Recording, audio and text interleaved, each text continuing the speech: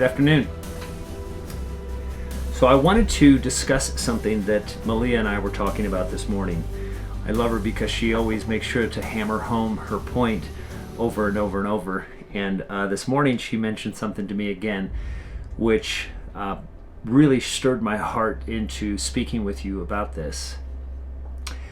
And this is about the psychology of Christ.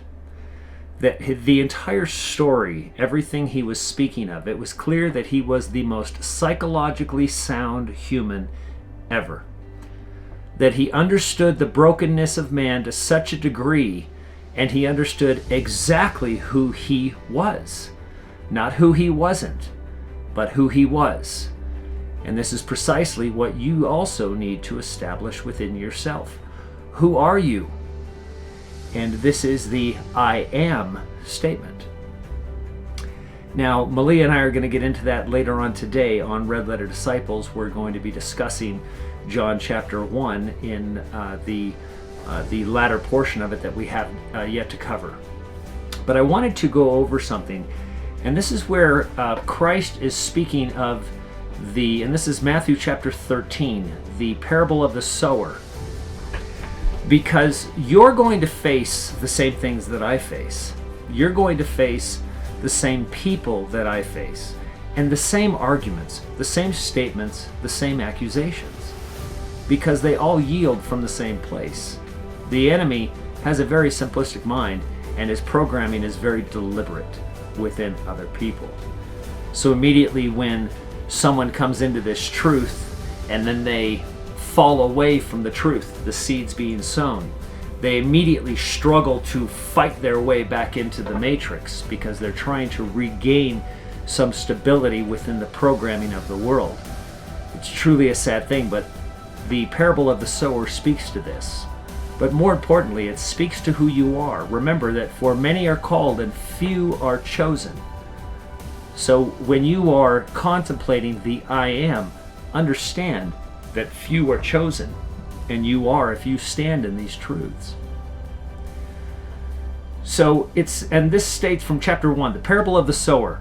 That same day Jesus went out of the house and sat beside the sea, and great crowds gathered about him, so that he got into a boat and sat down, and the whole crowd stood on the beach, and he told them many things in parables, saying, a sower went out to sow, and he sowed some seeds, and they fell along the path, and the birds came and devoured them. And other seeds fell on rocky ground, where they did not have much soil, and they immediately sprang up, since they had no depth of soil. But when the sun rose, they were scorched, and since they had no root, they withered away. Other seeds fell along the thorns, and the thorns grew up and choked them. Other seeds fell on good soil and produced grain, some 100-fold, some 60, some 30. Now, and then he says, he who has ears, let him hear.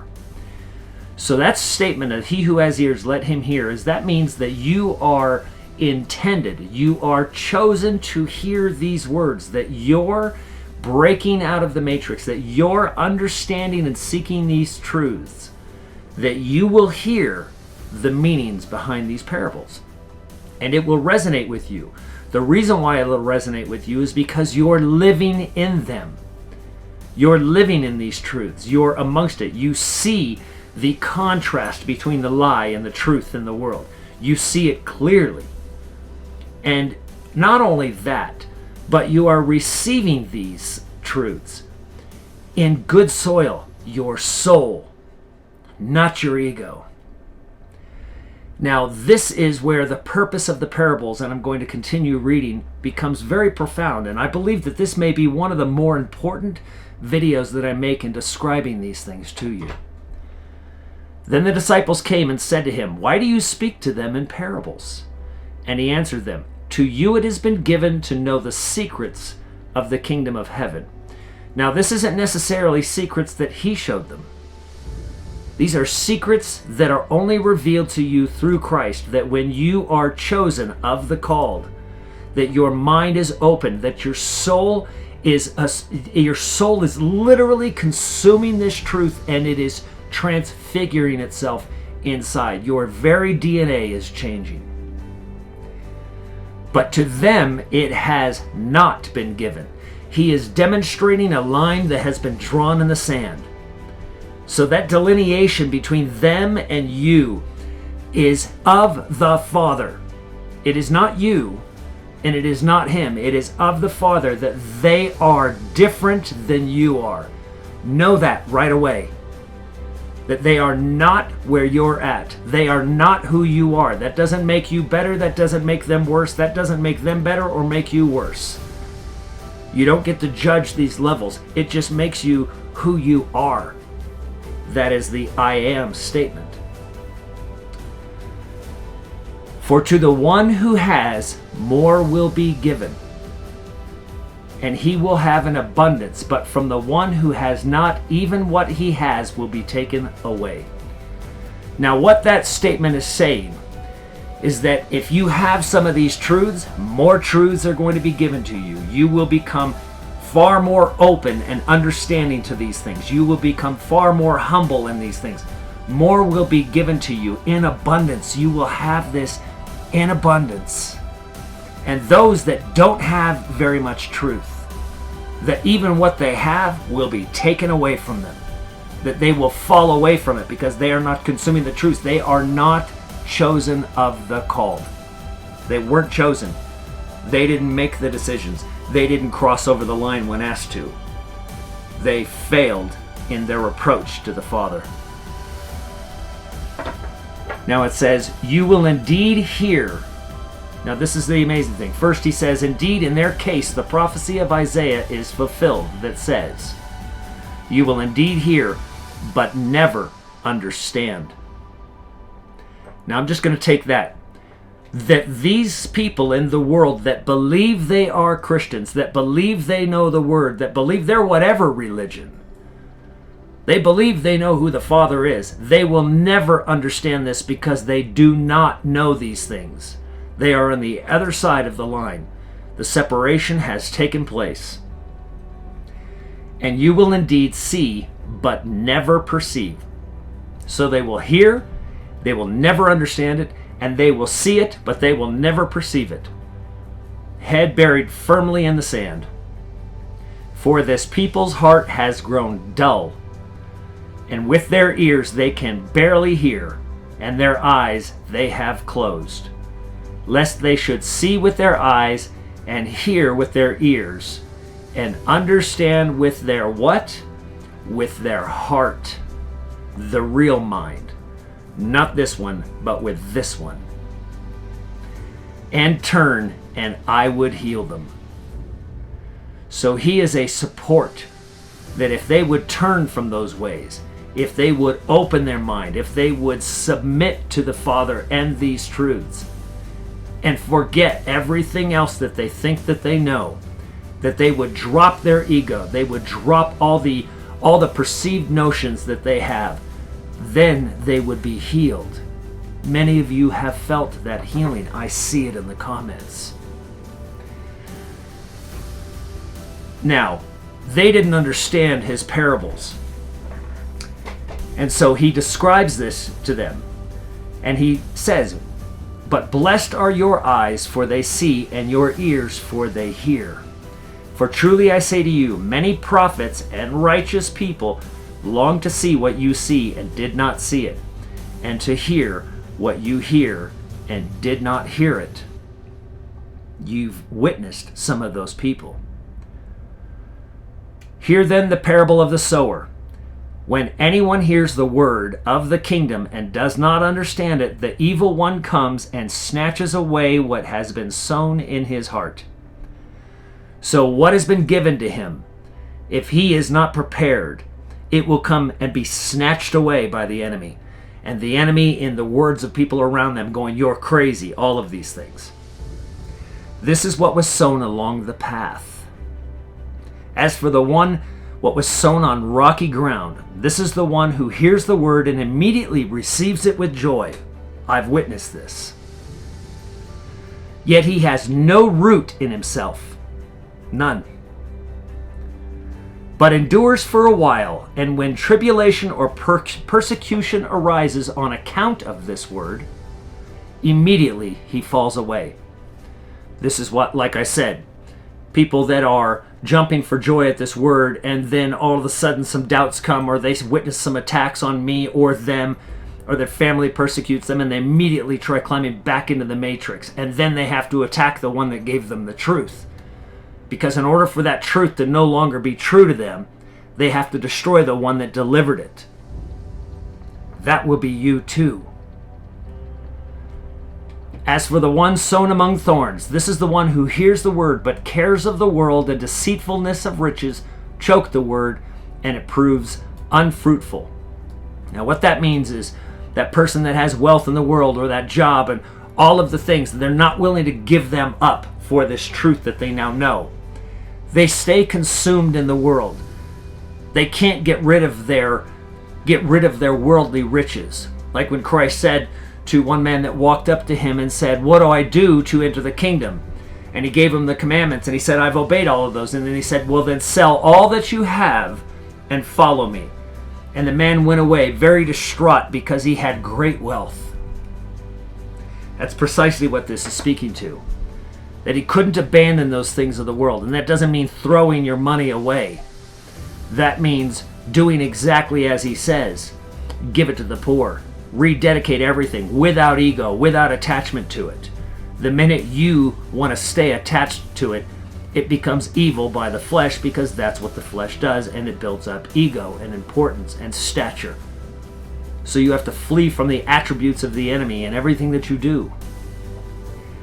As for the one sown on good soil, this is the one that hears the word and understands it.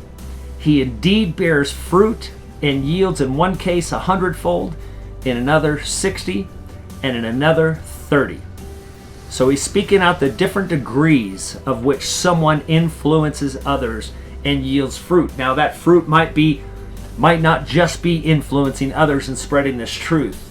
It might be supporting the kingdom and the movement of the kingdom, and supporting the people and encouraging the people. It could just be showing love. It could be lots of different things. Remember, the body has many members, and the least among you will be the most, and the most will be the least.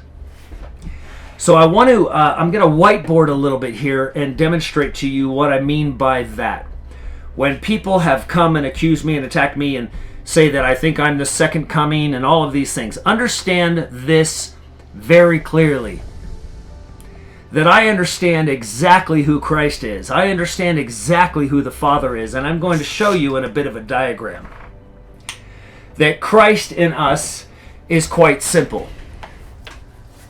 When it says that the most of you will be the least, I am the least of you, and for this reason. If none of you know how a speaker in your car or on your sound system works, it has a magnet in the back. And inside, in the middle of that magnet, there's a little circle, and it has this little coil of copper. And that copper then is attached to paper. And that paper then has this little rubber foil here that moves and vibrates and moves air, since the movement and vibration causes sound. On this speaker, there are two connections. There is a positive connection and there's a negative connection. And these come in the form of watts or amps. How many watts are coming? So it's a 500 watt speaker or a 250 watt speaker of what it can withstand. Now, the wattage of what it can withstand is as this paper vibrates. How much wattage can this paper vibrate before this little rubber coating around the side blows, or that it overheats the copper inside here as this speaker vibrates? Now, this speaker is me. This speaker does not create the music that comes through it. This speaker does not establish, it doesn't sing it. This speaker didn't write it. This speaker is connected to a source, and that source has this word. And this word is broadcast to this speaker in both the positive and the negative, and this speaker simply vibrates the sound that it is asked and that is sent to it to vibrate at. Now, I hope that this little illustration will help you understand precisely who I am and who you are in Christ. Because you are not more than that speaker. You are the same. The source isn't you. The source is the Father. The source is the all, the creator of all things. We don't get to take ownership of those words. We only become yet another speaker in a massive amplification of the word that you are asked to speak, which is why when people understand these truths, they all vibrate at the same frequency. They all say the same things, maybe in different tones and in different variations, but we sing the same song. And it's a song that no one knows but us, as Christ explains in these parables. He explains that they will indeed not hear and not perceive. You can't teach them the song. They can only teach themselves. Now, I want to read to you something that a friend of mine, responding to people attacking me, and videos where they have concerns about global witness. And he's a terrific gentleman, absolutely filled with the power of the Father, and has a depth of understanding about what is really taking place that truly I have yet to meet anyone yet that has his depth of understanding. And I recognize it. And in time, I'm sure he and I will be speaking and working together in a much tighter fashion. I believe that to be ordained. We have an appointment to keep. But I want to read to you what he was responding to in a section on Facebook where people were commenting about other people attacking me, and this was based off of a post. And he said, "They will accuse those that bring you the truth, and the truth is the adversary of the adversary." Listen to that. The truth is the adversary of the adversary. So you will be called Satan by Satan himself. Do you think the blood of King David would be poor and a peasant? Do you think a broke man wears a cloak and rides a donkey? When Ahiah sends his family, you are not going to recognize them, because they will reflect the forgotten and most powerful aspects of yourself. The sad part of all of you is that you are not here to save people.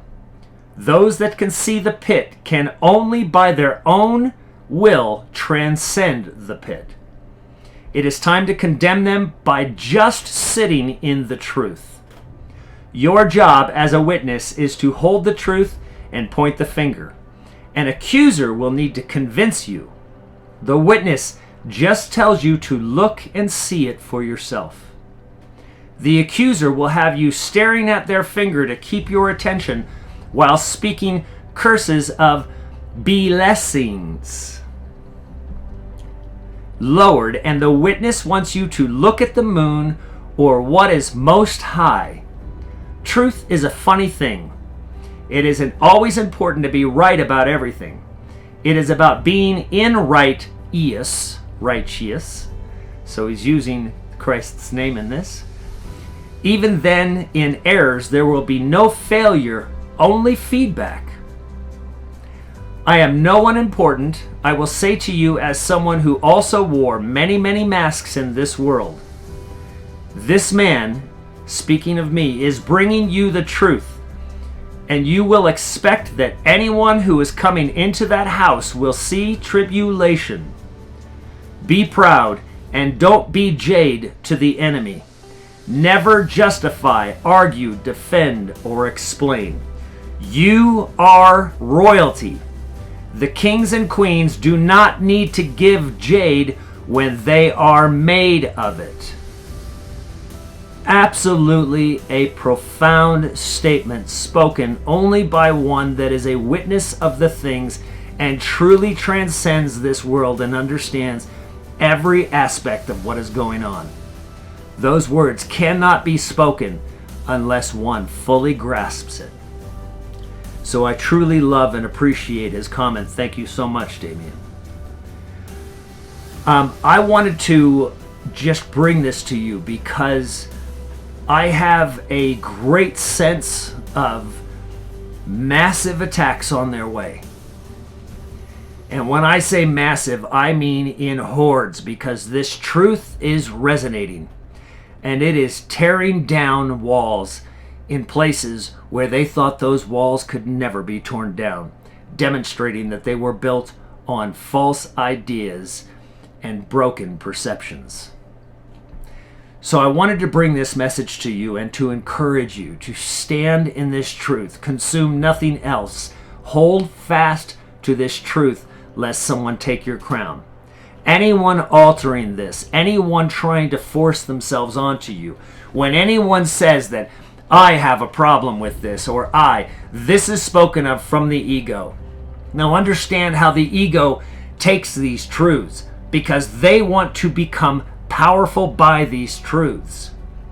They believe that they can take these truths and that they can then control and become something bigger and more important as a result of them. This will end in destruction, in their own destruction. And then once they no longer have the ability to articulate and battle within this truth because they've only memorized certain things, they're not living in it, then they're going to fail. And when they fail at controlling people the way that they want to control people, then they will try to jump back into the matrix and they will attack you.